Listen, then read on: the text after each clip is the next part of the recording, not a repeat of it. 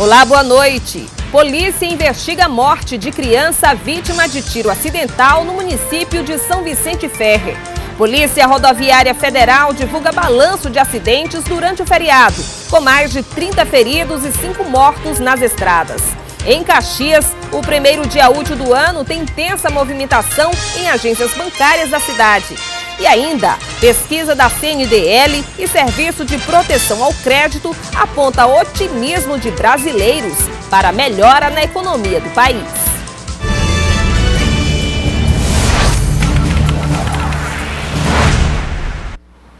O salário mínimo de R$ 954 passou para R$ 998, após o decreto assinado pelo presidente da República. O valor, no entanto, é inferior ao valor aprovado pelo Congresso Nacional. O novo salário mínimo passará de R$ 954 para R$ 998. R$ 8 a menos que o valor previsto na proposta orçamentária enviada pelo ex-presidente Michel Temer ao Congresso Nacional em agosto do ano passado, que era de R$ 1.006.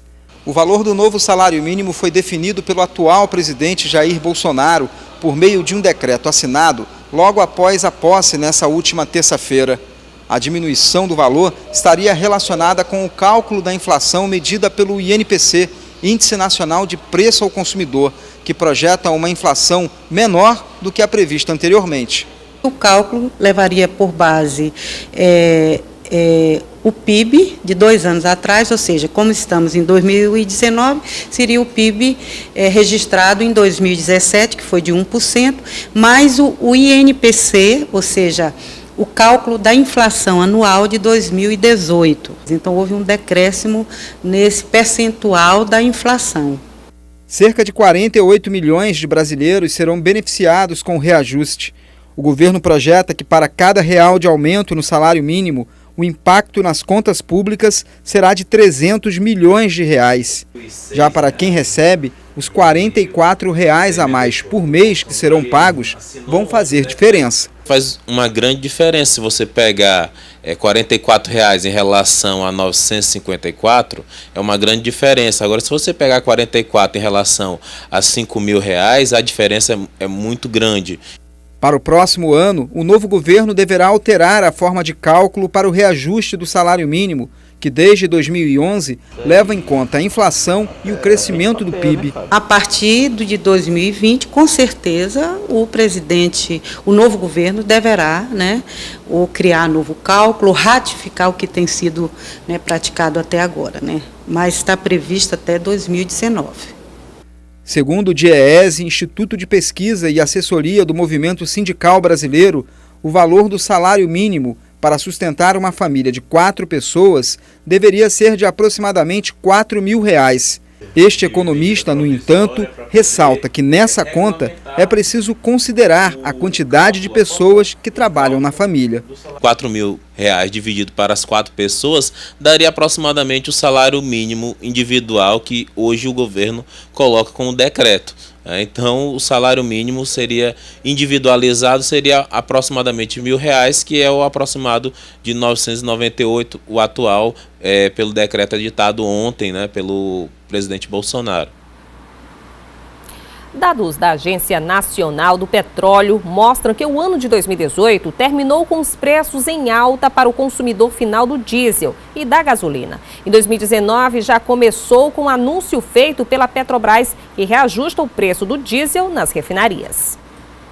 O reajuste entrou em vigor logo no primeiro dia do ano. A Petrobras anunciou o aumento de 2,5% nas refinarias. Com isso, o litro do óleo diesel passou a ser vendido a R$ 1,85, o que representa 0,045 centavos a mais. De acordo com a Petrobras, a alteração nos valores se deu em consequência do câmbio e também do preço internacional do óleo.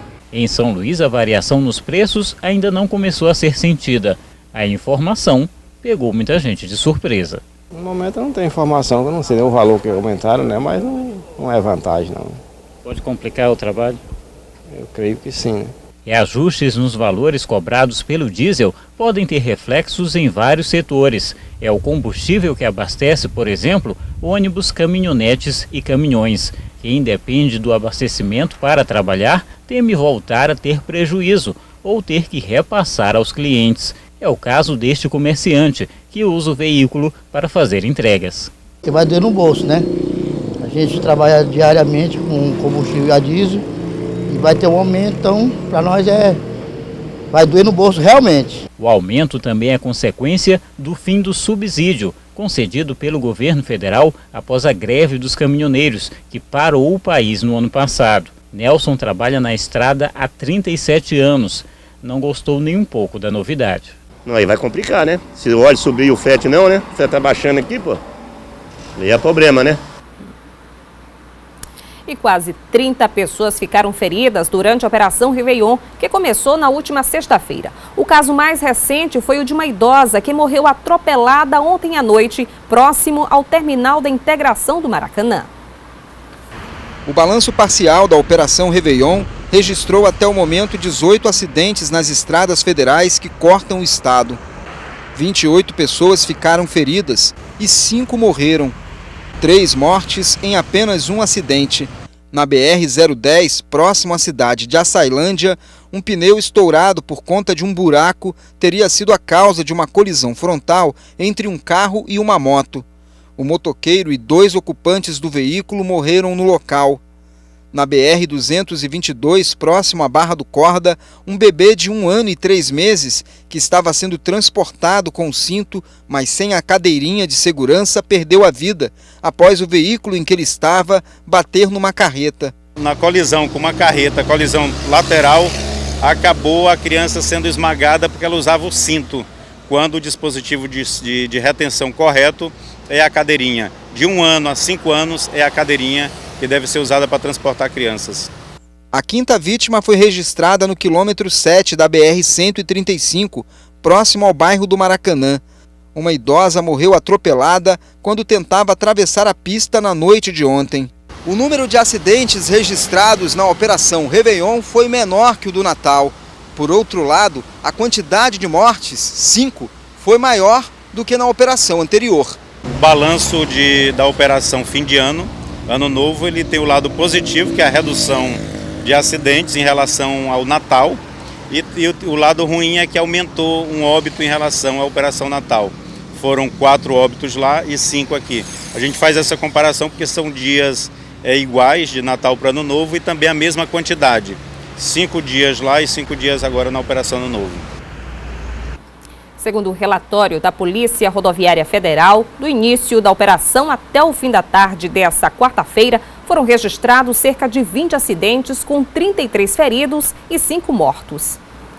Daqui a pouco, polícia investiga caso de criança vítima de tiro acidental no município de São Vicente Ferre. E ainda está sob investigação causa da morte de idoso encontrado em praça no bairro São Francisco, em São Luís.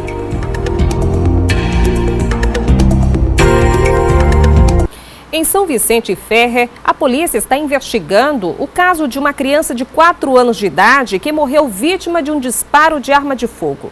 Ela brincava com outro menor de apenas 7 anos, que teria efetuado o disparo acidental. Por telefone, o delegado Guilherme Luiz, da Superintendência de Polícia Civil do Interior, falou à nossa produção sobre o caso. Segundo informações preliminares, no dia 1º, agora por volta das 17h30, na rua São Vicente, município de São Vicente de Ferre, um menor de 7 anos, enquanto brincava com uma espingarda do tipo bate-bucha, acabou disparando contra um vizinho de apenas 4 anos, sendo que o disparo teria atingido o rosto da criança de 4 anos, que resultou no óbito da mesma. Os dois estavam no interior da residência sem a presença de adultos. A polícia já tomou conhecimento do fato quando da entrada do menor de 4 anos no hospital da cidade, já em óbito. Em seguida, os policiais se dirigiram até o local do fato, mas não encontraram mais nem o menor de 7 anos, que foi o autor do disparo, nem a família do mesmo, os quais se evadiram do local até o momento. As investigações vão prosseguir agora pela Delegacia Regional de Viana para se elucidar melhor esse fato criminoso aí. Ainda segundo a polícia, os pais que ainda não foram encontrados podem responder por posse ilegal de arma de fogo, omissão de cautela e homicídio. O corpo de um ajudante de feira foi encontrado hoje no bairro São Francisco. É grande a possibilidade dele ter morrido em decorrência do alto consumo de bebida alcoólica. O corpo foi encontrado na calçada desta igreja no bairro São Francisco logo nas primeiras horas da manhã desta quarta-feira. De acordo com a polícia, o homem foi identificado como Reginaldo Cardoso e trabalhava como ajudante na feira do bairro. A vítima não apresentava nenhum sinal de violência externa, né, aparente, né? Provavelmente pode ser morte natural, mas somente como o médico legista vai fazer o exame cadavérico, né, e definir a causa-morte.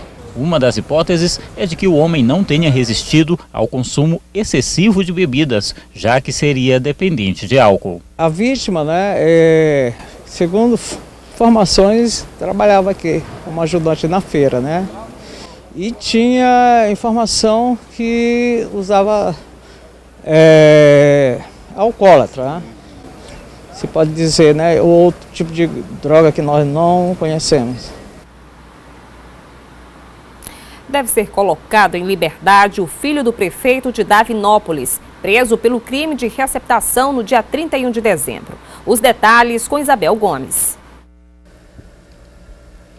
O Idequel continua preso e foi levado pela polícia no dia 31 de dezembro por receptação qualificada. Para falar para a gente mais detalhes dessa prisão, eu converso com o delegado praxista Elis Martins. Então, delegado, você falou que hoje haverá uma audiência de custódia. Sim, custódia. O Idequel certamente será colocado em liberdade, uma vez que o crime dele é um crime de médio potencial lesivo. E ao que as pesquisas que foram feitas, não há nenhuma outra medida restritiva de liberdade. Então ele deve ser posto, é possível que ele seja posto em liberdade na audiência de custódia. E assim, sobre o caso da morte do Ivanildo, a polícia já dá como totalmente elucidada. Não há, a gente já conseguiu individualizar a participação de cada um dos investigados. O que resta agora é juntar alguns elementos de prova, laudos periciais, eventualmente ouvir mais alguma testemunha ou reinquirir os investigados para finalizar o inquérito e entregar esse caderno de investigação ao Poder Judiciário. Então, certinho, delegado. Agradeço as informações. Voltamos ao estúdio. E daqui a pouco, pesquisa aponta otimismo de brasileiros para melhora na economia do país. E ainda em Caxias, o primeiro dia útil do ano tem intensa movimentação em agências bancárias da cidade.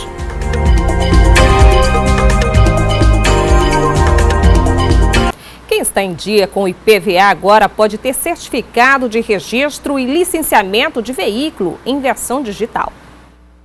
Depois da CNH, chegou a vez do certificado de registro de licenciamento de veículo ser digitalizado para ser usado em smartphones.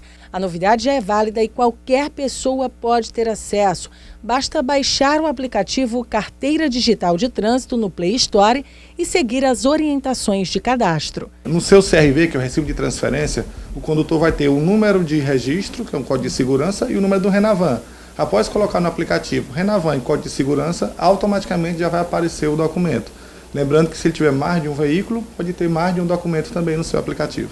É tudo muito simples e o condutor ainda pode compartilhar com mais 5 pessoas. Quem já aderiu à CNH digital não precisa baixar novamente. Basta atualizar o aplicativo para que a migração seja feita automaticamente. Essa versão digital do documento não tem nenhum custo. No entanto, para ter acesso, o licenciamento 2018 precisa estar pago. Na verdade, o condutor não pode ter nenhum tipo de débito relacionado ao registro do veículo. Os órgãos fiscalizadores poderão checar as informações sobre o licenciamento sem a necessidade de o condutor portar o documento em papel no momento da abordagem. Mas é importante lembrar que a cédula ainda é necessária. Uma das prerrogativas para que se tenha o CRLV digital é que tenha sido emitido em papel. A partir do momento que é emitido em cédula, aí automaticamente já pode ser atualizado no aplicativo e substitui também, como a CNH, qualquer documento em todo o território nacional. Numa abordagem, numa blitz, é só mostrar o celular com o aplicativo, ele é feito a rolagem para confirmar o documento, que não é simplesmente um print, tá? É bom deixar bem claro, o aplicativo ele abre e tem frente e verso do documento. inclusive o QR Code. Então só um print não é necessário para fiscalização. Essa praticidade já está agradando, principalmente aos jovens. Porque geralmente nós esquecemos vários documentos, várias coisas em casa, mas o celular está sempre no nosso bolso. O celular nunca esquece. Não esquece, não tem como esquecer, não deixa. O celular a gente não esquece, a gente sai para qualquer lugar, mas não esquece. Aí qualquer outro tipo de documento vai que a gente está com muita pressa assim, esquece. Evita problemas, né? Pois é.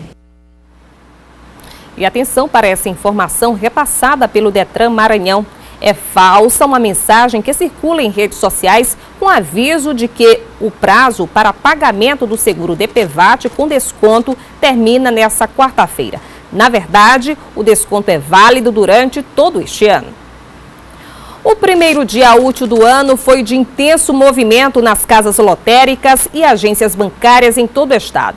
Em Caxias, quem decidiu ir ao banco teve que enfrentar longas filas. O primeiro dia útil de 2019 teve pouca movimentação nas lojas do Calçadão Afonso Cunha e também nas bancas do comércio informal. Depois da alta nas vendas registradas no Natal e na véspera de Ano Novo, o comércio está bem menos agitado. Já nas agências bancárias, a situação foi bem diferente. Ficaram lotadas, com longas filas dentro e do lado de fora. O Banco do Brasil, do centro da cidade, estava completamente lotado. Na Caixa Econômica, os clientes fizeram filas do lado de fora. Muita gente preferiu procurar as casas lotéricas e correspondentes bancários. Aqui, a maioria dos clientes veio pagar contas de consumo, como tarifa de água, luz e telefone. É o caso de Dona Luzia dos Santos. Eu já estava preocupada, né? Porque o dinheiro vai todo em água e luz, né não? Que você vê aqui. Em primeiro lugar, os compromissos. Compromisso, né?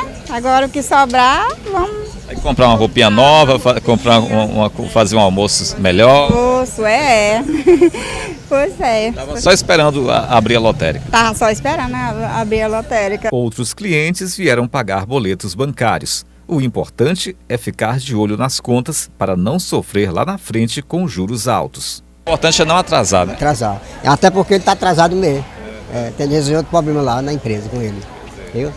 A sua luta é contra os juros, né? Para não crescer. Para não crescer, né? Já o Raimundo, que é comerciante, veio só conferir o resultado de uma aposta na Loteria Federal. E agora eu vim pegar aqui um resultado da Mega Sena aqui na lotérica. Sorriso aí parece que chegou perto. Né? Não deu certo ainda não. Chegou nem perto, né? Cheguei nem perto. Só fiz só um número só. E uma pesquisa realizada pela Confederação Nacional de Dirigentes Lojistas e o Serviço de Proteção ao Crédito aponta que 72% dos brasileiros estão otimistas com a realidade econômica do país. Mesmo percentual para os que acreditam que sua vida financeira será melhor. A pesquisa foi realizada pela Confederação Nacional de Dirigentes Lojistas. Segundo os resultados obtidos, 51% dos entrevistados pretendem juntar dinheiro em 2019. Outros 37% planejam sair do vermelho, ou seja, quitar as dívidas. Mais da metade dos brasileiros estão otimistas não só com o novo ano, mas com a retomada da economia. Deverá continuar uma retomada gradual. Agora, em alguns setores do comércio, a gente pode ver um crescimento mais forte, a exemplo do setor automobilístico e do setor imobiliário, infelizmente ainda não no Nordeste.